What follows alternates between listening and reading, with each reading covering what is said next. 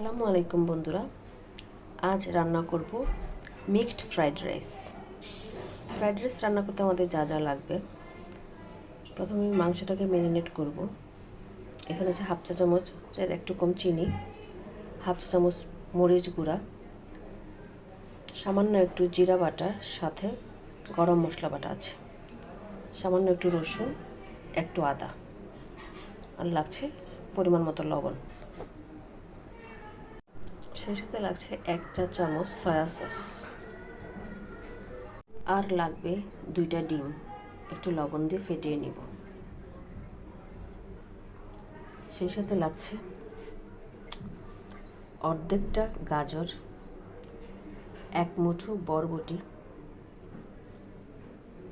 কয়েকটা কাঁচামরিচ, 2টা পেঁয়াজ, একটু রসুন কুচি করে কাটা। সেই সাথে লাগছে পোলাও, এটা আমি আগের দিন রান্না করে ফ্রিজে রেখে দিয়েছিলাম।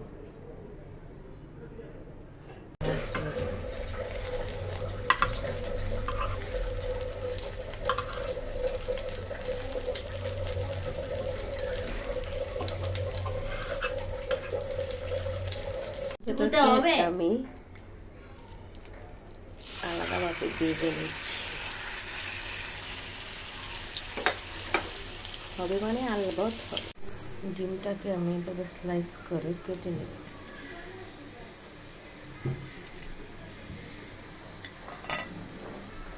মাংসটাকে আমি রান্না করে নিয়েছি, আর ডিমটাকে এভাবে স্লাইস করে কেটে নিয়েছি। দিয়ে দিলাম একটুখানি তেল আর 1 চা চামচ ঘি। ফ্রাই প্যানে দিয়ে দিলাম 4 কোয়া কুচি করে রাখা রসুন, সাথে দিয়ে দিলাম পেঁয়াজ, পাশের গাজরটাকে দিয়ে দিলাম, দিয়ে দিচ্ছি 3 আঙ্গুলের 1 চিমটি লবণ। সব কিছুতে লবণ দেওয়া আছে। কিছুক্ষণ পর বরবটিগুলোও দিয়ে দিলাম,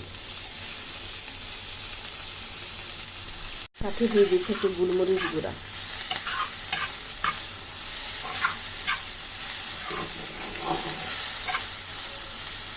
দিয়ে দিচ্ছি স্বাদ মতো কাঁচামরিচ। রান্না করা মাংস আর ডিমটাকে দিয়ে দিব। এবার সবগুলো একবার নেড়ে ছেড়ে দিব।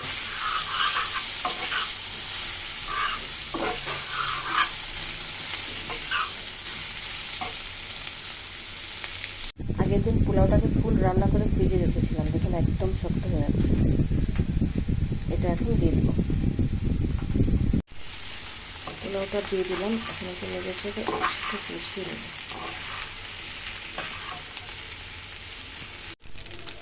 এখন আমি দিয়ে দিব 1 চা চামচ ওয়েস্টার সস, দিয়ে দিচ্ছি 2 চা চামচ সয়া সস।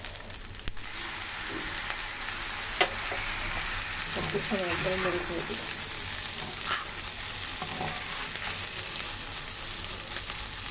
দিয়ে দিচ্ছি 2 চা চামচ টমেটো সস, 1 চা চামচ চিনি, দিয়ে দিচ্ছি 1 চা চামচ ঘি।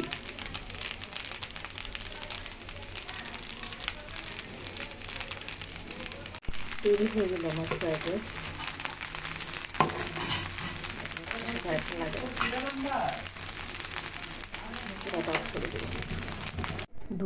দুজনের জন্য উপযোগী। This is final look.